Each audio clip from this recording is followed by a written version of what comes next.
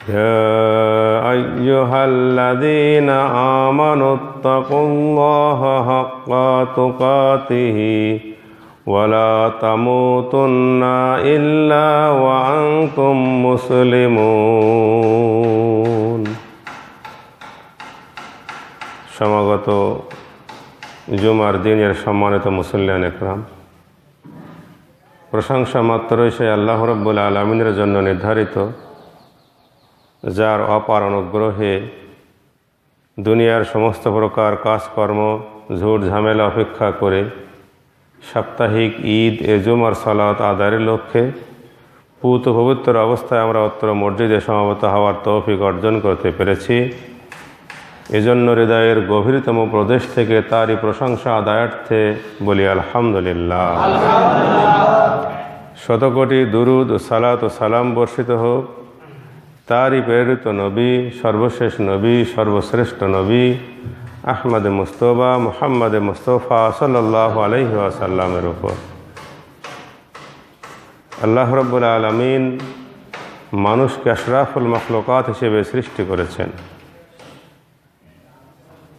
জন্ম থেকে শুরু করে মৃত্যু পর্যন্ত মানুষের স্বাভাবিক জীবনকালকে আমরা তিনটা স্তরে বিন্যস্ত করতে পারি। একটা হলো শৈশবকাল, আর একটা হলো বার্ধক্য, আর মাঝখানে আছে যৌবনকাল। মানুষের জীবনের এই যে তিনটা ভাগ, শৈশবকালের যে দৌরাত্ম্য, শিশু অবস্থা, এটার সাথে অন্য কালের কোনো তুলনা নাই। চঞ্চলতা, দুরন্তপনা, যে কোনো সমস্ত প্রকার গতিকে এই শৈশবকালের গতি হার মানিয়ে দেয়। তবে সেখানে থাকে একটা মাত্র ঘাটতি, তার এলেম বা অভিজ্ঞতার ঘাটতি। আর শেষ পর্যায়ের যে কালটা বার্ধক্য কালে এলেমের কোনো ঘাটতি থাকে না, অভিজ্ঞতার কোনো ঘাটতি থাকে না, তবে সেখানে সবচাইতে বড় ঘাটতি থাকে তার তারুণ্যের, তার শক্তির, তার সাহসের। যদি শক্তি, সাহস, তারুণ্য থাকতো তাহলে বয়সের অঙ্কের গণনায় তার বয়স যাই হোক না কেন সেটাকে বার্ধক্য কেউ বলতো না। তাহলে শৈশবকাল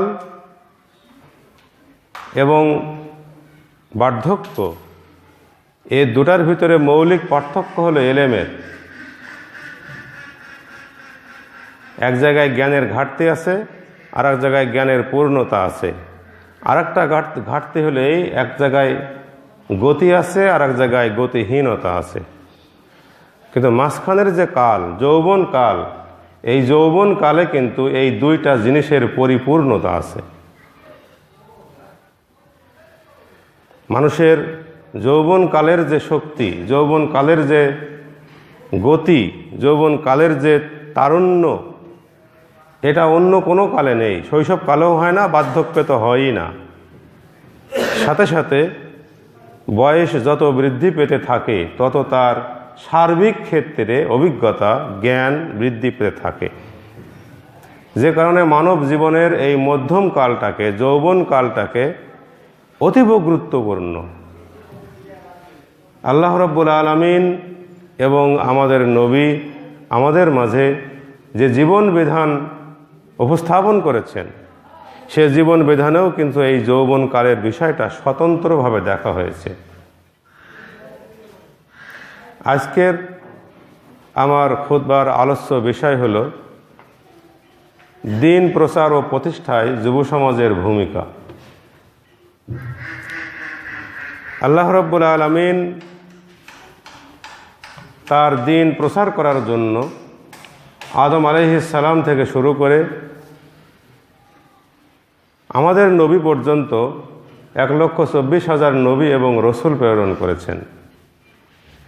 তাদের মুখ্য উদ্দেশ্য হলো আল্লাহর ওহীকে আল্লাহর জমিনে প্রচার করা, প্রতিষ্ঠা লাভের চেষ্টা চালানো। কিন্তু আমরা এমনই একটি সময় এসে উপনীত হয়েছি আমাদের নবী সর্বশেষ নবী, আমরা সর্বশেষ নবীর উম্মত, এবং সর্বশেষ নবী তিনি আমাদের মাঝ থেকে বিদায় নিয়ে চলে গেছেন। এখন আমাদের উপরে নবীদের যে দায়িত্ব ছিল আলটিমেটলি আমাদের উপরে অর্পিত হয়ে গেছে। আল উলামা ও ওয়ারাসাতুল আম্বিয়া, যারা জ্ঞানী ব্যক্তি, যারা আলেম, তারাই হলো আম্বিয়াদের ওয়ারিস। তাদের যে দায়িত্ব ছিল সেই দায়িত্ব এখন আমাদের। কিন্তু আমরা যারা শিশু, আমাদের পক্ষে তো সেই দায়িত্ব পালন করা সম্ভব নয়। আমাদের ভিতরে গতির কোনো নিয়ন্ত্রণ নাই, এলেম তো নাই। কিন্তু যারা আমরা বার্ধক্য, তাদের ভিতরে এলেম আছে, শক্তি নাই। সুতরাং নবীদের রেখে যাওয়া যে দায়িত্ব, নবীদের রেখে যাওয়া যে কাজ, সেই কাজ মূলত যুব সমাজের। যদিও বাহ্যিক পরিবেশ পরিস্থিতিতে আমাদের সমাজে বয়সের ফ্রেমে যুবকদেরকে বাঁধা হয়, কিন্তু মূলত যুব সমাজ কোনো নির্দিষ্ট বয়সের ফ্রেমে আটকানো একটা গোষ্ঠী নয়। বয়স তার যাই হোক না কেন, যদি তার দেহে গতি থাকে, যদি তার চিন্তায় চেতনা থাকে, যদি সে দুর্বার গতিতে সমাজের যে কোনো প্রকারের কাজ সে করার ক্ষেত্রে উদ্যমী হয়, তাহলে তার বয়স যদি 50-এর উপরেও যে থাকে, তবুও তাকে আমরা এই যুব সমাজের ভিতরে, যৌবনকালের ভিতরে ধরে নিতে পারি। কবি নজরুল সহ আরও অনেকেই তার যৌবনের গান প্রবন্ধে এভাবেই মানুষদেরকে উদ্বুদ্ধ করে গেছেন। আমাদের নবী বিভিন্ন হাদিসের মাধ্যমে যুব সমাজের মর্যাদা, যুব সমাজের কর্তব্য, এই যুবক বয়সের কি পুরস্কার, এ বিষয়ে তিনি আমাদেরকে বিভিন্নভাবে উৎসাহিত করে গেছেন, অনুপ্রাণিত করে গেছেন, আমাদেরকে দায়িত্ব দিয়ে গেছেন।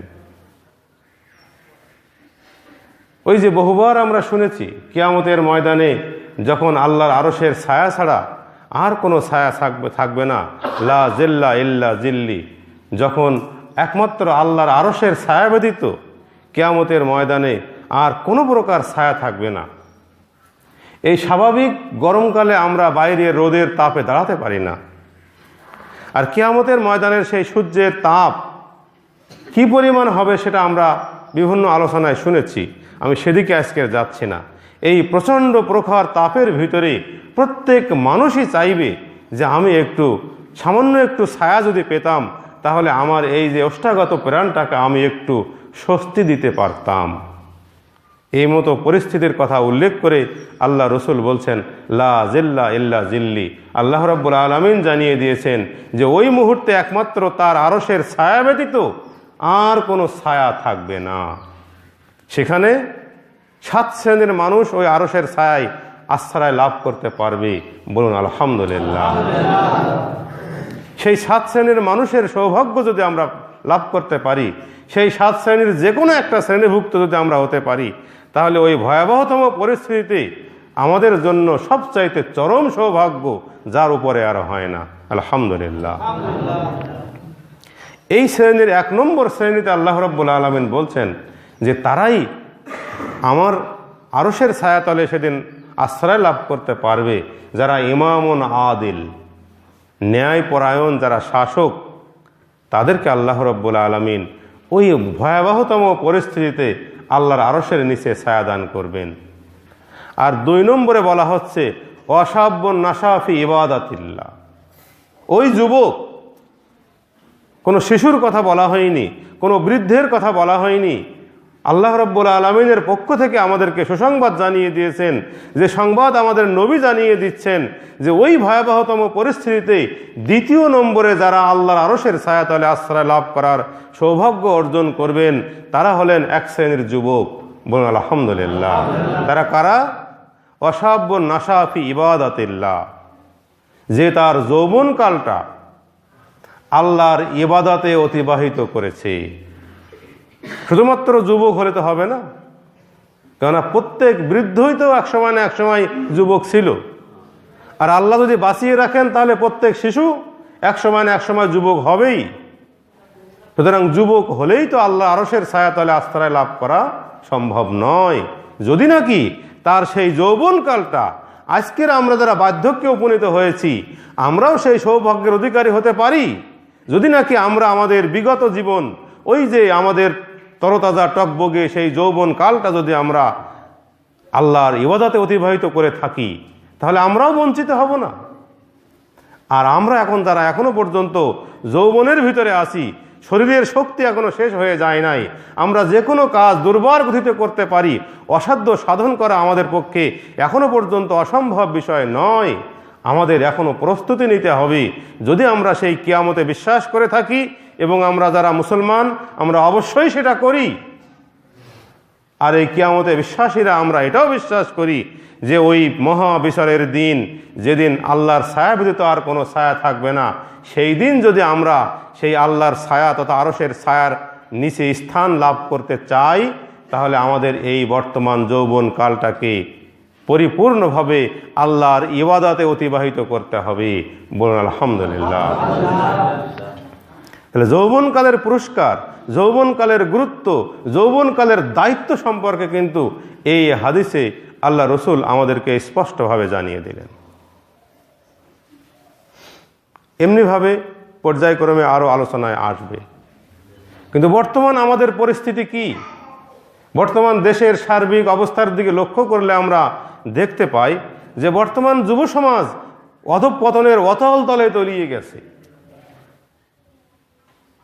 তারা যুবক আছে, বয়সে যুবক আছে,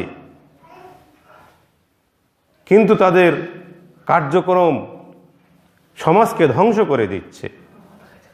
যে রক্ত আল্লাহ রাব্বুল আলামিনের ইবাদতে ব্যয় করার কথা, যে শরীর, যে ব্রেন, যে শক্তি আল্লাহর পিছনে ব্যয় করার কথা, সেটা পরিপূর্ণভাবে আল্লাহ বিরোধী কাজে, শয়তানের কাজে, তাগুতের কাজে ব্যয় করা হচ্ছে। এর কারণ কি? যুব সমাজ অধঃপতনে যাওয়ার বহুবিধ কারণ রয়েছে। তার অন্যতম কারণ আমি কয়েকটা আপনাদের সম্মুখে তুলে ধরব পর্যায়ক্রমে সংক্ষিপ্ত আকারে। একটা কারণ হলো বিজাতীয় সংস্কৃতি। আজকের যুব সমাজ রংচঙে, যে কোনো মানুষ নতুনত্বে, রংচং, আধুনিকতায় বেশি আগ্রহী। কিন্তু আমাদেরকে খেয়াল রাখতে হবে এই আধুনিকতা, এই নতুনত্ব, এই রংচংটা আমাকে কোন দিকে নিয়ে যাচ্ছে। আজকের যুব সমাজকে এই অপসংস্কৃতি, বিজাতীয় সংস্কৃতি ধ্বংসের দ্বার প্রান্তে এনে দাঁড় করিয়ে দিয়েছে। আকাশ সংস্কৃতি বলেন আর স্থানীয় সংস্কৃতি বলেন না কেন, এই সংস্কৃতির সবলে পড়ে যুব সমাজ ধ্বংস হয়ে যাচ্ছে। আমি স্পেসিফিক কোনো কথা বলতে চাচ্ছি না, কেননা আমরা কম বেশি জানছি, বুঝতে পাচ্ছি যে সংস্কৃতির সবল আমাদেরকে কিভাবে গ্রাস করে নিয়েছে, আমাদের ঘরের ভিতরে পর্যন্ত ঢুকে পড়েছে। আকাশ সংস্কৃতির কারণে আমরা আমাদের ঘরে বসে যে সমস্ত নগ্ন সিরিয়ালগুলো আমরা দেখছি, আমাদের ঘরে বসে যে সমস্ত সংস্কৃতির অনুষ্ঠানগুলো আমরা উপভোগ করছি, এর মাধ্যমে একজন মানুষ আল্লাহর মুখে হওয়া তো দূরের কথা, আল্লাহ দ্রোহী হওয়ার ক্ষেত্রেই বেশি উৎসাহিত হচ্ছি। যুব সমাজকে এই দিক থেকে আমাদেরকে সতর্ক হতে হবে। যুব সমাজ ধ্বংসের আর একটা অন্যতম কারণ, আল্লাহ রাব্বুল আলামিন মানুষকে দুইটা প্রজাতিতে সৃষ্টি করেছেন। একটা হলো পুরুষ প্রজাতি, আর একটা হলো নারী প্রজাতি। এই দুইটা প্রজাতি সমাজে সমান্তরালে চলছে। এই দুইটা প্রজাতির কোনো একটাকে বাদ দিয়ে কিন্তু সমাজ সম্পন্ন করা, সমাজ পরিচালনা করা সম্ভব নয়। কিন্তু এই দুইটা গ্রুপকে পরিচালনার ক্ষেত্রে ইসলামী শরিয়াত একটা সুনির্দিষ্ট নীতিমালা দিয়েছে। এই নীতিমালার বাইরে গেলে যে কোনো সময় যে কোনো প্রকার দুর্ঘটনায় কবলিত হবে, এটা নিশ্চিতভাবে বলা যেতে পারে। নারী আর পুরুষের উদাহরণ আমাদের সমাজে আধুনিক যুগে এই কারেন্টের উদাহরণের মতো। যে কোনো কারেন্ট, চলমান কারেন্ট হোক আর ওই ব্যাটারির মতো স্থায়ী কারেন্ট হোক, যে কোনো কারেন্ট নেগেটিভ এবং পজিটিভ ছাড়া চলে না। সুষ্ঠু প্রক্রিয়ায় যদি আপনি নেগেটিভ এবং পজিটিভ এই ফ্যানের সঙ্গে সম্পৃক্ত করতে পারেন, তাহলে ফ্যানটা আপনাকে উপকার দিবে। যদি না পারেন, তাহলে যে কোনো সময় যে কোনো দুর্ঘটনা ঘটবে। আপনি ওই যে কোনায় দুইটা ব্যাটারি আছে, ব্যাটারির তারের নেগেটিভ আর পজিটিভ দুইটা তারের মাথায় লাগিয়ে ধরে থাকেন, 1 মিনিটও পার হতে দিবে না, সঙ্গে সঙ্গে হয় আপনার হাত পোড়াবে, নইলে ওই তারটা পুড়ে একেবারে গরম হয়ে নষ্ট হয়ে যাবে, ভিতরের ব্যাটারিটাও নষ্ট হতে পারে। ঠিক এই যে বিদ্যুতের যে লাইন, এখানে নেগেটিভ এবং পজিটিভ দুইটা লাইন আছে। যদি আপনি এই দুইটা লাইনকে সুনিয়ন্ত্রিত প্রক্রিয়ায় এক জায়গা থেকে আরেক জায়গায় স্থানান্তরিত না করেন, তাহলে নেগেটিভ পজিটিভ এক হয়ে যে কোনো দুর্ঘটনা ঘটবে, কিছুই বলবে না। আজকের আমাদের সমাজে নারী এবং পুরুষ ঠিক ওই রকম অবস্থা। আল্লাহ রাব্বুল আলামিন নারীর ক্ষেত্রে পর্দাকে ফরজ করে দিয়েছেন, সুন্নত নয়, নফল নয়, অন্য কিছু নয়, একেবারে সালাত আদায় করা যেমন ফরজ, একটা নারীর পর্দা ঠিক অনুরূপভাবে ফরজ। আমরা সেই ফরজকে বাতিল করে দিয়েছি, আমরা নগ্নতাকে ফরজ করে নিয়েছি, আমরা উলঙ্গপনাকে জায়েজ করে নিয়েছি, আমরা বেহায়াপনাকে আধুনিকতা ধরে আমরা একেবারে গড্ডাগলে তালিকা প্রবাহে গা ভাসিয়ে যা খুশি তাই করে চলেছি। এর মাধ্যমে কি হচ্ছে?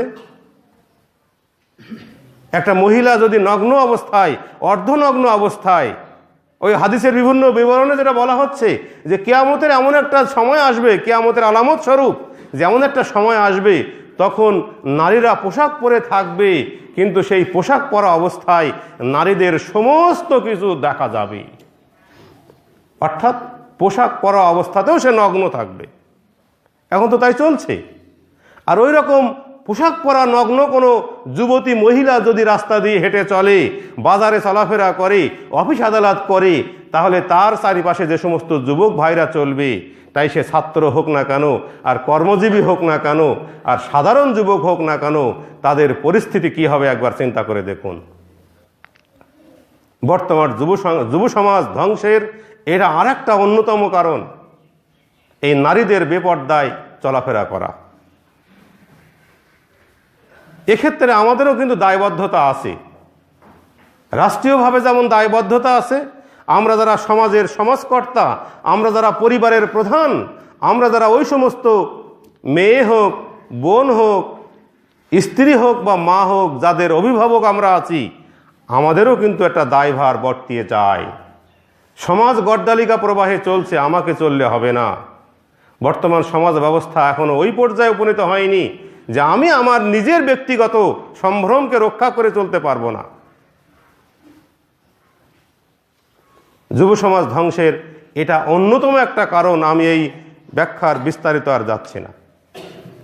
তৃতীয় আরেকটা কারণ আমি উল্লেখ করতে চাই, সেটা হলো এই যে এটাও একটা মারাত্মক অপরাধ, সেটা হলো নেশা। ইসলামী শরিয়াতে মদ বলেন, জুয়া বলেন, গাঁজা বলেন, ফেন্সিডিল বলেন, নেশা জাতীয় কুল্লু মুস্কিরিন হারামুন, যে কোনো নেশা জাতীয় দ্রব্য, আল্লাহ রসুল হাদিস বর্ণনা করে গেছেন, যে কোনো নেশা জাতীয় দ্রব্য একেবারে হারাম, বলুন নাউজুবিল্লাহ।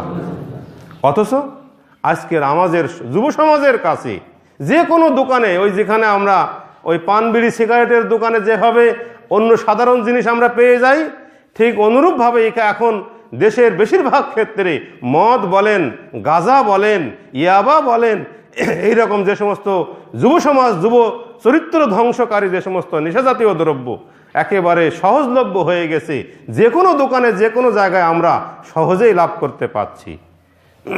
এর কারণে কি হচ্ছে? যে যুবক সমাজ গঠন করবে, সেই যুবককে নেশায় ধ্বংস করে ফেলে দিচ্ছে। অথচ এই নেশা ইসলামী শরিয়াতে, মুসলিম বিধানে, আল্লাহর বিধানে প্রকাশ্যভাবে হারাম। আমি শুয়োরের গোশত খেতে নিজেকে যেমন পরিপূর্ণভাবে অপছন্দ করি, কারণ আল্লাহর পক্ষ থেকে লাহমাল খিনজির, এই শুয়োরের গোশতকে হারাম ঘোষণা করা হয়েছে, ঠিক ওই আল্লাহ রাব্বুল আলামিনের পক্ষ থেকে আমাদেরকে কুল্লু মুস্কিরিন হারাম ঘোষণা করা হয়েছে। আজকের আমরা যারা বাড়িতে বসে বসে সিগারেট খাই, এটাও কিন্তু ওর আওতাভুক্ত। কিন্তু অন্যগুলো হয়তো মদ খেলে মাদকতা আসে, এটা মানুষ বুঝতে পারে যে আসলে ও মাতাল হয়ে গেছে, ও হিতাহিত জ্ঞান শূন্য হয়ে গেছে, এই জন্য আমরা ওইটাকে বেশি খারাপ মনে করি। কিন্তু আমরা যারা নিজেরা সিগারেট খাই, নিজেরা যারা বিড়ি খাই, নিজেরা যারা কাঁচা তামাক খাই, এগুলোও কিন্তু ওই নেশার ভিতরে পরিগণিত, এটাও কিন্তু একই বাক্যে হারাম। যদিও আমরা হয়তো মনে করি যে না, এটাতে তো আমাদের ক্ষতি হচ্ছে না, হচ্ছে। একটা গবেষণায় দেখা গেছে যে একটা লোক যদি একটা সিগারেট খায়, তাহলে ওই সিগারেটের কারণে তার শারীরিক যে ক্ষতি হয়, এই ক্ষতি একটা সিগারেটের কারণে 5.5 সেকেন্ড আয়ু কমে যায়। বলুন নাউজুবিল্লাহ। এটা অতীব সামান্য, এটাও ঠিক, তারপরে কমে।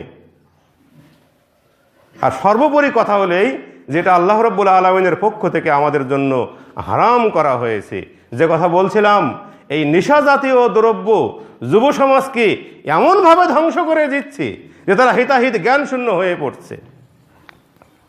মানুষ যখন নেশায় আক্রান্ত হয়ে যায়, তখন সে আর ভালো মন্দ, কোনটা উচিত কোনটা অনুচিত, কোনটা ন্যায় আর কোনটা অন্যায়, এর কোনো জ্ঞান থাকে না। এর বাস্তব প্রমাণ আমাদের দেশেই ভুরি ভুরি ঘটে গেছে। কবছর আগেই তো আমরা দেখলাম, জাতীয়ভাবে প্রচারিত হয়ে গেল, একজন পুলিশ অফিসার, বড় মাপের একজন পুলিশ অফিসার, তার ঘরে এখন তো জন্ম নিয়ন্ত্রণ প্রক্রিয়ায় যে যতই ধনাঢ্য হোক না কেন, 1 সন্তান বা 2 সন্তান নেওয়াটাও আর একটা ট্রেডিশন। যদি কেউ শোনে যে অমুকের সন্তানের সংখ্যা 3টা 4টা 5টা, অনেকে আমরা নাক ছিটকানি স্টাইল করি যে ও বেটা একেবারে সেই মানধাতার আমলেই পড়ে আছে। সেই পুলিশ অফিসারের একমাত্র সন্তান মেয়ে ঐশী, সে মদের কারণে মাতাল হয়ে সে মদের টাকা চেয়েছে বাপের কাছে, নেশার টাকা, সে টাকা পায়নি বলে তার নিজের বাড়ির গৃহ পরিচারিকার সহায়তায় তার বাবা এবং মা দুজনকেই জবাই করে হত্যা করে ফেলেছে। কারণ কিন্তু একটাই, এই নেশা, অন্য কিছু না। এমনিভাবে আরো ভুরি ভুরি উদাহরণ দেওয়া যাবে। আজকের যুব সমাজ এইভাবে ধ্বংস হয়ে যাচ্ছে। সুতরাং আমাদেরকে চিন্তা করতে হবে যে আমরা এর থেকে কিভাবে পরিত্রাণ লাভ করতে পারি, তারও 2-1টা কৌশল শেষ পর্যায়ে বলবো ইনশাআল্লাহ। এরপরে আসছে অসৎ সঙ্গ। আমি মনে করছি যে আমার সন্তানকে আমি সুন্দরভাবে শিষ্টাচার শিক্ষা দিচ্ছি, ভালোভাবে পড়াচ্ছি, ভালোভাবে বড় করছি, চরিত্রবান বলে গড়ে তুলছি, কিন্তু আপনার অবর্তমানে যখন সে সহপাঠীদের সঙ্গে মেশে, আপনার অবর্তমানে যখন তার খেলার সঙ্গীদের সঙ্গে সে সময় ব্যয় করে, দেখা যাচ্ছে সেখানে তার সহপাঠী, তার খেলার সঙ্গীরা আসলে সৎ চরিত্রবান নয়। তারা হয়তো অনেকে নেশাগ্রস্ত আছে, তারা হয়তো সিনেমা হলে সিনেমা দেখতে যায়, তারা হয়তো রাস্তাঘাটে আরও অনেক অন্যায় অপকর্মের সঙ্গে সম্পৃক্ত হয়ে থাকে। আপনার ছেলে আপনার শিক্ষার কারণে প্রথম হয়তো ওই থেকে দূরে থাকবে, কিন্তু সঙ্গীরা যখন ওইভাবে তার সামনেই এরকম ঘটাচ্ছে এবং তাকেও কিছু কম বেশি বিভিন্নভাবে প্রলোভন দেখাচ্ছে, সময়ের ব্যবধানে দেখা যাচ্ছে ওই অসৎ সঙ্গে সম্পৃক্ত হয়ে আপনার ছেলেও কিন্তু ওই দিকে ধাবিত হয়ে যাচ্ছে। অথচ ইসলাম কি বলছে?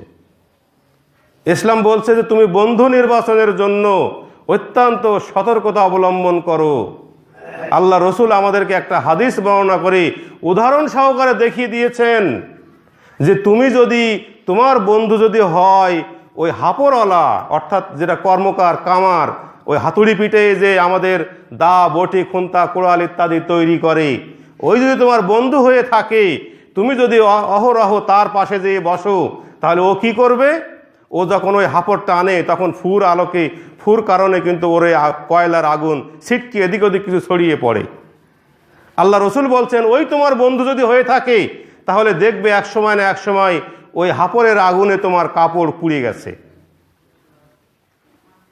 সেটা যদি নাও হয়ে থাকে, তাহলে হাপড়ের দুর্গন্ধ, ওই ধোঁয়া তোমাকে কিছু না কিছু হলেও ক্ষতি করবে। কিন্তু যদি তোমার বন্ধু হয়ে থাকে আতর বিক্রেতা, যে আতর বিক্রি করে বেড়ায়, ওর সঙ্গে যদি তুমি চলো, তাহলে ও তোমাকে কিছু কিছু ফ্রিতে হলেও তোমার গায়ে, হাতে বা জামায় একটু লাগিয়ে দিতে পারে। যদি সেটাও সে না দেয়, তাহলে অন্তত ওর সঙ্গে ঘোরার কারণে তুমি ওর থেকে একটু সুঘ্রাণ এমনিতেই তুমি লাভ করতে পারবে। বলুন আলহামদুলিল্লাহ। উদাহরণ দিয়ে আল্লাহর রসুল আমাদেরকে দেখিয়ে দিয়েছেন যে কিভাবে আমাদেরকে সঙ্গী নির্বাচন করতে হবে, আমাদের বন্ধু নির্বাচন করতে হবে। আল্লাহর রসুল আমাদেরকে কিন্তু স্পষ্ট বাস্তব উদাহরণ দিয়ে দেখিয়ে দিয়েছেন। আমরা যারা যুবক, আমাদেরও বন্ধু নির্বাচনে এই পলিসি অ্যাপ্লাই করতে হবে। আমরা যারা অভিভাবক, আমাদেরকেও ওই সন্তানের ওই বন্ধুর ক্ষেত্রে আমাদেরকে সজাগ দৃষ্টি রাখতে হবে যে আমার ছেলে কার সঙ্গে ঘোরে, তার সহপাঠীরা কেমন, তার সহ খেলোয়াড়রা কেমন, তার অবসর সময় যাদের সঙ্গে কাটায় তারা কেমন। এটা আপনাকে দূর থেকে হলেও গোয়েন্দার মাধ্যমে আপনাকে এটা ফলো করতে হবে। যদি আপনি দেখেন যে না তার বন্ধু বান্ধবরা ভালো, আলহামদুলিল্লাহ তাকে উৎসাহিত করবেন। আর যদি দেখেন যে না তাদের ভিতরে সমস্যা আছে, তারা বিড়ি খায়, তারা অন্য কিছু করে, তাহলে সুকৌশলে ওই বন্ধু থেকে নিজের সন্তানকে ফিরিয়ে আনার জন্য যথা সর্বস্ব চেষ্টা করবেন। এছাড়াও যুব সমাজ অধঃপতনের আরেকটা সবচাইতে মারাত্মক এবং বড় বিষয় হলো এই যে ধর্মীয় শিক্ষার অভাব। গত আলোচনায় শিক্ষা ব্যবস্থা নিয়ে যতদূর আপনাদেরকে বোঝাইছিলাম, এই যে ধর্মীয় শিক্ষা, একজন মহান ব্যক্তি একটা উক্তি উপস্থাপন করে গেছেন, যদি তুমি তোমার সন্তানকে 3টি আর শিক্ষা দাও, রিডিং, রাইটিং অ্যান্ড অ্যারিথমেটিক, অর্থাৎ লেখাপড়া, লেখা পড়া এবং আনুষঙ্গিক জ্ঞান বিজ্ঞান যাই থাক না কেন সব শিক্ষা দিয়ে থাকো, এবং পরবর্তীতে 4র্থ আর রিলিজিয়ান, ধর্মশিক্ষা না দিয়ে থাকো, তাহলে তোমার সন্তান 5ম আর রাস্কেলে পরিণত হবে, বদমায়েশে পরিণত হবে, দুষ্টুতে পরিণত হবে। মারাত্মক কথা যে আমি বস্তু জাগতিক জ্ঞান অনেক অর্জন করলাম, আমি বড় ডাক্তার হয়ে গেছি, বড় ইঞ্জিনিয়ার হয়ে গেছি, আরও অনেক কিছু হয়ে গেছি, কিন্তু আমার ভিতরে ধর্মজ্ঞান নাই, তাহলে আমার ওই জ্ঞানের কোনো মূল্য নাই। এইটা যুব সমাজ ধ্বংসের একটা মারাত্মক কারণ। এক্ষেত্রে ভূমিকা নেওয়ার মুখ্য দায়িত্ব হলো রাষ্ট্রের, কিন্তু আমরা যে অবস্থায় আছি আমাদের সংশোধন আমাদেরই হতে হবে। আমাদের সন্তানদেরকে, আমাদের যুব সমাজকে ধর্মীয় জ্ঞানে জ্ঞানী করার জন্য, তাদের ভিতরে ধর্মীয় জ্ঞানের অনুপ্রবেশ ঘটানোর জন্য এই মক্তব ভিত্তিক বলেন বা পরিবার ভিত্তিক বলেন, তার ভিতরে সেই জ্ঞান অনুপ্রবেশের জন্য আমাদেরকে যথাসর্বস্ব চেষ্টা করে যেতে হবে। অন্যথায় আমি আপনি যে সমাজ আকাঙ্ক্ষা করি সে সমাজ কিন্তু আমরা লাভ করতে পারবো না। এই ধরনের আরও অনেক কারণ আছে, রাজনৈতিক কারণ আছে, অর্থনৈতিক কারণ আছে, আরও অন্য অন্য অনেক কারণ আছে। আজকের আমাদের সমাজ, আমি নিজে হয়তো বড় রাজনীতি করি, আমার অনেক বয়স হয়ে গেছে, আমার সন্তানও কলেজে যেয়ে আমি যে আদর্শে বিশ্বাসী ওই আদর্শের রাজনীতির সঙ্গে সে আস্তে আস্তে সম্পৃক্ত হবে, এটাই স্বাভাবিক। কিন্তু হচ্ছেটা কি? আজকের দুনিয়াবি ক্ষমতা কেন্দ্রিক যে সমস্ত রাজনৈতিক দল, তাদের বেশিরভাগই বলবো না সবই, তারা জাগতিক বিষয় নিয়ে চিন্তা করে, তাদের রাজনীতির সঙ্গে পরজাত জাগতিক চিন্তা একেবারেই নাই। এবং তারা আপনার আমার মতো নিরীহ, অসহায়, দরিদ্র মানুষের খেটে খাওয়া পয়সা দিয়ে, মানে গায়ের পরিশ্রম করা পয়সা দিয়ে যে ছেলেকে আমি শহরে পাঠাচ্ছি লেখাপড়া শেখানোর জন্য, আপনার আমার ওই সন্তানকে নিয়ে তারা রাজনীতি করছে, মিছিল করাচ্ছে, তাদের স্বার্থ হাসিল করছে। আর ওদের সন্তান কি হচ্ছে? ওরা তো বিশাল অর্থের মালিক, ওদের তো ধরাকে সরাজ্ঞান করা লাগে না। ওদের বাংলাদেশের বাইরে আরও 2-3টা রাষ্ট্রে নাগরিকত্ব আছে। তাদের সন্তানরা ওই কেউ ইংল্যান্ডে, কেউ অস্ট্রেলিয়ায়, কেউ কানাডায় বাইরে যেয়ে তারা বড় বড় ডিগ্রি নিতে পাঠিয়ে দিয়েছে। তাদের একদিন মিছিলও করা লাগে না, তাদের রক্তও ঝরানো লাগে না, কিছুই করা লাগে না। ওখান থেকে ফিরে এসে ওরাই আবার আপনার আমার ঘাড়ে বসে কেউ চেয়ারম্যান হয়, কেউ মেম্বার হয়, কেউ উপজেলার চেয়ারম্যান হয়, কেউ এমপি হয়, এইভাবে চালায়। আর আপনি আমি আগেও যেভাবে সাধারণ নাগরিক ছিলাম, আপনার আমার সন্তানরাও কিন্তু ওইভাবেই এই বর্তমান রাজনৈতিক চিন্তাভাবনায় ওটাই থেকে যাচ্ছে। এরকম নানা দিক আছে, আমি সেদিকে আলোচনা করতে চাচ্ছি না। কিভাবে আমাদেরকে এই অবস্থা থেকে যুব সমাজকে উদ্ধার করা যায়, আমি শেষের দিক থেকে নিয়ে আসি। 1 নম্বর বিষয় হলো এই যে আমাদের সমাজকে ধর্মশিক্ষায় শিক্ষিত করতে হবে। আধুনিক শিক্ষার পাশাপাশি পরিপূর্ণভাবে আমাদের সমাজকে, আমাদের সন্তানদেরকে, আমাদের যুব সমাজকে ধর্মশিক্ষায় পরিপূর্ণ শিক্ষা দিতে হবে। তাহলে সে বুঝতে পারবে যে আমার ধর্মে কোনো অন্যায় কাজের কথা বলে না, আমার ধর্মে কোনো সমাজ বিরোধী কর্ম করতে বলে না, ওই যে একজন মহাপণ্ডিত ব্যক্তি একটা কথা বলেছেন যে ধর্ম সাধারণ মানুষের কালচার, আর কালচার শিক্ষিত ও মার্জিত লোকের ধর্ম। যে লোক শিক্ষিত সে শিক্ষার কারণে কোনো অন্যায় করতে চায় না, কিন্তু যে অশিক্ষিত যদি ওর কাছে ধর্ম থাকে তা ধর্মের ভিত্তিতেও কিন্তু সে অন্যায় করতে চায় না, যে আমি একজন ধার্মিক, আমি মুসলমান, আমি ইসলামের নিয়মকানুন মানি, আমি কারোর অর্থ আত্মসাৎ করব না, কারোর অন্যায়ভাবে জুলুম করব না, ইত্যাদি ইত্যাদি। সুতরাং ধর্মীয় শিক্ষাটা যুব সমাজকে উদ্ধার করার সর্বপ্রথম হাতিয়ার। এরপরে আসেন এই যে ধর্মশিক্ষা বলি আর বাস্তব শিক্ষিত যুব সমাজকে তাদেরকে পরিপূর্ণভাবে একটা কর্ম দিতে হবে। বেকারত্ব হলো এই ধ্বংসের মূল একটা কারণ, এই বেকারত্ব দূর করতে হবে। রাষ্ট্রীয়ভাবে যদি নাও হয়, আপনার সন্তানকে আপনি একটা কর্মের ভিতরে রেখে দেন। আপনার সন্তান এমএ পাস করে এসে চাকরি খুঁজছে, অর্থের প্রয়োজন, অর্থ নাই, আপনি দলীয়ভাবে হয়তো ওই গ্রুপের লোক না, আপনার সন্তানের চাকরি হচ্ছে না, এটা কিন্তু বাস্তব পরিবেশ। কিন্তু ওই যে চাকরিহীন অবস্থায় আপনার সরকার কবে ক্ষমতায় আসবে, তাই আপনার ছেলে আবার চাকরি পেয়ে যাবে সহজেই, টাকাও কম লাগবে, অনেক কিছু হবে, এই আশায় 5টা বছর যখন আপনার ছেলে বেকারভাবে এখানে সেখানে ওখানে ঘুরে বেড়াচ্ছে, আপনার সন্তান ধ্বংস হয়ে যাবে। এজন্য রাষ্ট্রীয় সুযোগের ঘাটতি যদি যে কোনো কারণে ঘটুক না কেন, ঘটে থেকে থাকে, আপনার সন্তানকে এই 5 বছর কি 10 বছর বসিয়ে রাখবেন না। সন্তানকে আপনি হয় মাঠের কাজে লাগান, না কোনো ব্যবসায়ের কাজে লাগান, না অন্য কোনো কাজে লাগান। কর্মের ভিতরে থাকলে মানুষের ভিতরে ব্রেনে শয়তান চিন্তা ঢোকাতে পারে না। যেভাবেই হোক না কেন আপনার যুব সমাজকে এই বেকারত্ব দূরীকরণের একটা বড় পদক্ষেপ নিতে হবে। রাষ্ট্রীয়ভাবে হলে আলহামদুলিল্লাহ, না হলে আপনি সামাজিকভাবে নেন, তা সম্ভব না হলে আপনি পারিবারিকভাবে পরিবারের যে কোনো কাজে তাকে কাজে লাগিয়ে দেন। বেকারত্ব যে কোনো যুব সমাজকে ধ্বংসের একটা বড় বিষয়। যুব সমাজ ধ্বংসের আরেকটা কারণ হলো ন্যায় বিচার নিশ্চিত না হওয়া। বর্তমান সমাজে একটা অন্যায় হচ্ছে, এই অন্যায়ের ঠিক মতো বিচার হচ্ছে না, ওইটা দেখে আরেকজন কিন্তু ওই অন্যায় ধাবিত হয়ে যাচ্ছে।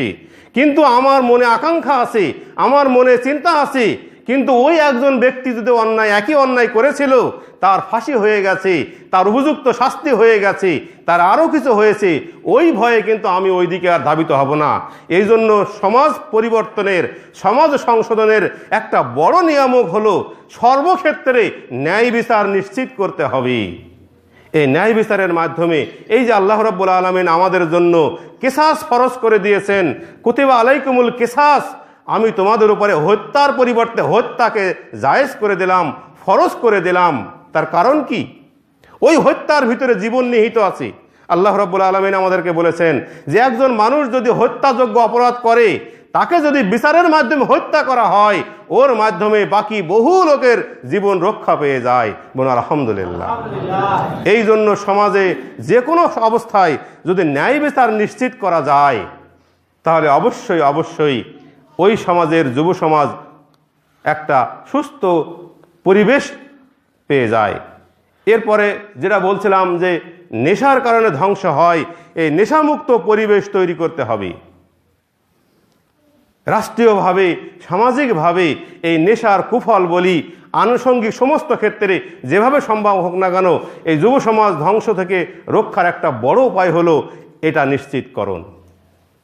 সর্বোপরি আমাদের যারা সন্তান, আমাদের সন্তানকে সর্ব অবস্থায় আমাদেরকে শিষ্টাচার শিক্ষা দিতে হবে, উপদেশ দিতে হবে। আমার ছেলে আমার চেয়ে বেশি শিক্ষিত, আমি কম শিক্ষিত বলে ওকে আপনি ছেড়ে দিলে চলবে না। মনে রাখবেন, আপনি বাবা ও ছেলে। সেইভাবে সর্ব অবস্থায় আপনার এই অশিক্ষার জ্ঞানে যেটা আসে, আপনার পৃথিবীর বাস্তবতার জ্ঞান কিন্তু ওর কাছে নাই। ওই জ্ঞানে আপনি সর্ব অবস্থায় একটা কথা 2 বছর আগে বলেছেন, সেটা ও জানা আছে, ওই মনে করবেন না। প্রয়োজন হলে ওই কথা বারবার তাকে বলে এক কথায় সর্ব অবস্থায় অধস্তনদেরকে উপদেশের ভিতরে রাখবেন, ভালো কথার ভিতরে রাখবেন, একই কথা বারবার হলেও সেটা বলবেন। এইভাবে শিষ্টাচার শিক্ষা দিতে হবে, উপদেশ শিক্ষা দিতে হবে। সার্বিক অবস্থায় আপনাকে আমাকে খেয়াল রাখতে হবে। আর যদি এইটা আমরা রাখতে পারি, তাহলে আমাদের যুব সমাজকে আমরা কন্ট্রোলে রাখতে পারবো। আর যদি একটা যুবক নিজেকে কন্ট্রোলে রেখে যৌবনকালটাকে পার করতে পারে, তার জন্য সবই সম্ভব। ওই যে কথা একটু আগেই একটা বললাম যে কিয়ামতের ভয়াবহতম পরিস্থিতিতে আল্লাহ রাব্বুল আলামিন ওই যুবককেই তার আরশের ছায়াতলে আশ্রয় দান করবেন। আলহামদুলিল্লাহ। এই যুব সমাজের যৌবনকালের গুরুত্বের উপরে বিবেচনা করে আল্লাহ রসুল বলছেন, লা তাজুলু কদামা ইবনে আদম হাত্তা ইউসআলা আন খামসিহি। 5টি প্রশ্নের উত্তর না দেওয়া পর্যন্ত কিয়ামতের ময়দানে কোনো বনি আদম এক ধাপ অগ্রসর হতে পারবে না। তার বয়সটাকে সে কোন কাজে ব্যয় করেছে, আর দ্বিতীয় নম্বরে বলা হচ্ছে তার যৌবনকালটাকে সে কোন কাজে ব্যয় করেছে। এখানে দুটাই বয়স সংক্রান্ত, কিন্তু স্বাভাবিকভাবে জন্ম থেকে মৃত্যু পর্যন্ত একটা হিসাব। আর দ্বিতীয় নম্বরে বলা হচ্ছে যে তোমার যে যৌবন পিরিয়ডটা ছিল, তোমার গায়ে যখন তরতাজা শক্তি ছিল, তুমি যখন উদ্যমের ভিতরে ছিলে, তখন ওই সময়টাকে তুমি কোনভাবে ব্যয় করেছো, এই হিসাব না দেওয়া পর্যন্ত কিয়ামতের ময়দানে তোমাকে এক ধাপও সামনের দিকে আগাতে দেওয়া যাবে না। উপদেশ দিয়ে, উৎসাহ দিয়ে, অনুপ্রাণিত করে আল্লাহ রসুল আরও ভাবে আমাদেরকে বলছেন যে 5টি বিষয় আসার পূর্বে 5টি বিষয়কে তোমরা গনিমত মনে করে নিও। গনিমত মানে কি? ওই যে যুদ্ধলব্ধ সম্পদ, অন্যের সম্পদ কিন্তু আমার হয়ে গেছে, পরিস্থিতির কারণে, পরিবেশের কারণে অত্যন্ত গুরুত্বপূর্ণ সম্পদ কিন্তু আমার হয়ে যাচ্ছে, এটাকে গনিমত। আল্লাহ রসুল বলছেন 5টি বিষয় আসার পূর্বে 5টি বিষয়কে তোমরা গনিমত মনে করে নিও। এখানেও বলা হচ্ছে একটা গুরুত্বপূর্ণ বিষয় হলো এই যে তোমার বার্ধক্য আসার পূর্বে তোমার জীবনের যৌবনকালটাকে তুমি গনিমত মনে করে নিও। বলুন আলহামদুলিল্লাহ। আমার যে যৌবনকাল আছে, আমি আমার দাদার দিকে তাকালে আমি দেখতে পাই যে আমি যেখানে এখন যৌবনকালে 4 হাত ড্রেন যদি থেকে থাকে, ওই ড্রেন পার হতে গেলে আরও 50 হাত ঘুরিয়ে আসতে হয়। আমার দাদা ওই দিকে হাঁটা ধরেছে, আমি কি করলাম, এই 4 হাত ড্রেন আমি একটুখানি পিছিয়ে যেয়ে 2 পা লাফ দিয়ে পার হয়ে গেলাম। এটা আমার পক্ষে সম্ভব, কিন্তু আমার দাদার পক্ষে তো আর সম্ভব হচ্ছে না। তাহলে এই যে আমার দাদা আরও বহুদূর ঘুরে আসলো, 5 মিনিট সময় লেগে গেল, আরও অনেক হাঁটতে তার হলো, আর আমার কি হলো, 10 সেকেন্ডও সময় লাগলো না। এই যে যৌবনকালটাকে আল্লাহ রসুল বলছেন ওই দাদার মতো বয়সে তোমার উপনীত হওয়ার আগে তোমার এই যৌবনকালটাকে তুমি গনিমত মনে করে নাও, অত্যন্ত গুরুত্বপূর্ণ মনে করে নাও। পরকালীন মুক্তির জন্য তুমি এই সময়টাকে তোমার জন্য উপার্জনের জন্য, তোমার পরকালীন পথেও অর্জনের জন্য এটাকে মোক্ষম সময় হিসেবে তুমি বেছে নাও। সুতরাং আমাদেরকে এই যুব সমাজ ধ্বংসের হাত থেকে রক্ষা না করা পর্যন্ত, যেমন আমি নিজে বাঁচতে পারবো না, আমার সমাজ বাঁচতে পারবে না, আমার রাষ্ট্রও কিন্তু রক্ষা পাবে না। এজন্য দিন প্রচারের জন্য যুবকদেরকে এগিয়ে আসতে হবে। যুগে যুগে আমরা লক্ষ্য করেছি যে আল্লাহর নবীর পূর্বেও যে সমস্ত নবী রাসূলগণ এসেছেন, যে কাহিনীগুলো আল্লাহ রাব্বুল আলামিন কোরআনে স্থান করে আমাদেরকে শিক্ষা দেওয়ার জন্য জানিয়ে দিয়েছেন, সেখানেও আমরা দেখেছি যুগে যুগে যুবকরাই কিন্তু সমাজ পরিবর্তনের মুখ্য দায়িত্ব গ্রহণ করেছিল। আল্লাহর নবী যখন মক্কায় ইসলাম প্রচার করছেন, বেশ কিছু লোক তার সমর্থক হয়ে গেছে, ঈমান আনয়ন করেছে, তারপরেও তারা ঘরের ভিতরে বসে চুপি চুপি দিন প্রচার করছেন, কোরআন তেলাওয়াত করছেন, কেউ যাতে জানতে না পারে। এইভাবে আস্তে আস্তে আস্তে আস্তে সম্প্রসারিত হচ্ছে। আল্লাহর নবী এদিকে দোয়া করছেন বিভিন্ন লোকের জন্য যে তারা আমার পক্ষে আসুক, তারা আমার পক্ষে আসুক। হঠাৎ করে যখন যুবক বয়সে ওমর ফারুক রাদিয়াল্লাহু তাআলা আনহু ইসলাম ধর্ম গ্রহণ করলেন, আল্লাহর নবীও তখন সাহস করেননি, কিন্তু ওমর ফারুক নিজেই বলছেন, আমি আজকের আপনার সঙ্গে আছি, আজকের আর ঘরের ভিতরে বসে নয়, চলুন বাইরে প্রকাশ্যভাবে দ্বীনের দাওয়াত দেব, তৌহিদের দাওয়াত দেব, প্রকাশ্যভাবে আমরা কাজ করব, আর ঘরের ভিতরে বসে থাকতে রাজি নই। বলুন আলহামদুলিল্লাহ। আল্লাহর নবী পর্যন্ত যেখানে সাহস করেননি, যুবক বয়সে ওমর একাই ওই সমস্ত দুর্বল ইমানের মানুষদেরকে অন্তরে সাহস জুগিয়ে সেই দিন থেকে প্রকাশ্যভাবে ওই আরবের ঘরে ঘরে, আরবের রাজপথে ইসলামের প্রচারের কাজ শুরু হয়ে গিয়েছিল যুবকের উদ্যমের কারণে। আসহাবুল উখদুদের ওই ছেলের কাহিনীও আমরা জানি, যে নিজের একটিমাত্র ব্যক্তির যৌবন বয়সের আত্মত্যাগের বিনিময়ে গোটা রাজ্যের মানুষকে তিনি ইমানের ছায়াতলে আশ্রয় লাভ করাতে পেরেছিলেন। বলুন আলহামদুলিল্লাহ। এছাড়া আরও অনেক কাহিনী বলা যাবে, যে সমস্ত কাহিনীর ভিতরে যুবকদেরই ভূমিকা প্রাধান্য হিসাবে বিবেচিত হয়ে গেছে। তাই আজকের আমাদেরও উচিত যুব সমাজকে পরিপূর্ণভাবে সঠিক দ্বীনি শিক্ষা দেওয়া, আল্লাহর ভয় সৃষ্টি করা, পরকালীন মুক্তির পথে তাদেরকে ফিরিয়ে আনা। কারণ আল্লাহ রাব্বুল আলামিন ইমানদারদেরকে লক্ষ্য করে বলছেন, ইয়া আইয়ুহাল্লাযীনা আমানুত্তাকুল্লাহ, হে ইমানদারগণ তোমরা আল্লাহকে ভয় করো, হাক্কা তুকাতিহি, যেরূপ ভয় করা উচিত সেরূপ ভয় করো, ওয়ালা তামুতুন্না ইল্লা ওয়া আনতুম মুসলিমুন, এবং তোমরা প্রকৃতপক্ষে মুসলমান না হওয়া পর্যন্ত মৃত্যুবরণ করো না।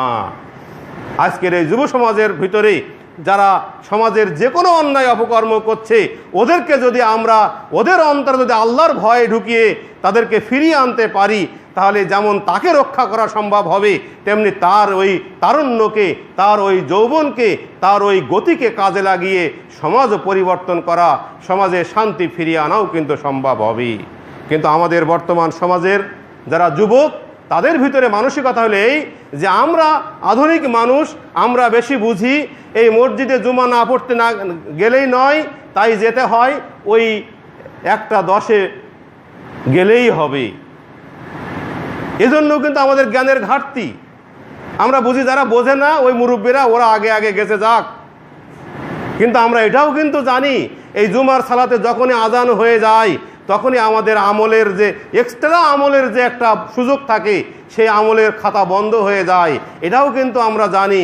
কিন্তু আমরা ভাব দেখাই এই যে আমি শিক্ষিত লোক, আগে যেই 1 ঘন্টা বসে থাকবো, ওটা আমার দাদার কাজ নেই, আমার আব্বার কাজ নেই, আরও অনেকের অশিক্ষিত লোক যারা, ওদের কাজ নেই, ওরাই যেয়ে থাকুক, আমি শিক্ষিত, আমি বুঝি। ওই মসজিদে বসে বসে না থেকে আমি একটু টিভি দেখি, আজকে খেলা হচ্ছে 2 ওভার বেশি দেখলে আমার ভালো হবে, আরও অনেক কিছু দেখলে হবে, ইত্যাদি ইত্যাদি। এটাই আমাদের মেন্টালিটি। পরিবর্তন আনতে হবে। যদি আমরা এই সুযোগটা কাজে লাগাতে না পারি, তাহলে পরবর্তীতে আমিই ধরা খাবো, আমার দাদা ধরা খাবে না, অন্যেরা ধরা খাবে না। তাই আসুন জ্ঞান বৃদ্ধি করতে হবে, সঠিক জ্ঞান। সমাজের পরিবর্তনে যুব সমাজকে সামনের দিকে এগিয়ে আসতে হবে। সেক্ষেত্রে ওই যুব সমাজকে পরিপূর্ণ যুবক হতে হবে, যে যুবকের চিন্তায় থাকবে পরকালীন চিন্তা, যে যুবকের কর্মে থাকবে কল্যাণের কর্ম, যে যুবকের সার্বিক ধ্যান ধারণায় থাকবে সমাজের সুন্দর পরিবর্তনের ধ্যান ধারণা, সেই সুন্দর সুষ্ঠু ইমানি যুবক বাহিনী আমাদেরকে তৈরি করতে হবে। আল্লাহ রাব্বুল আলামিন আমাদের নিজেদেরকে, আমাদের সমাজপতিদেরকে, আমাদের গার্জিয়ানদেরকে সার্বিকভাবে এইরকম একটা সুন্দর যুব সমাজ তৈরি করার তৌফিক দান করুন। আমরা বলি আল্লাহুম্মা আমিন।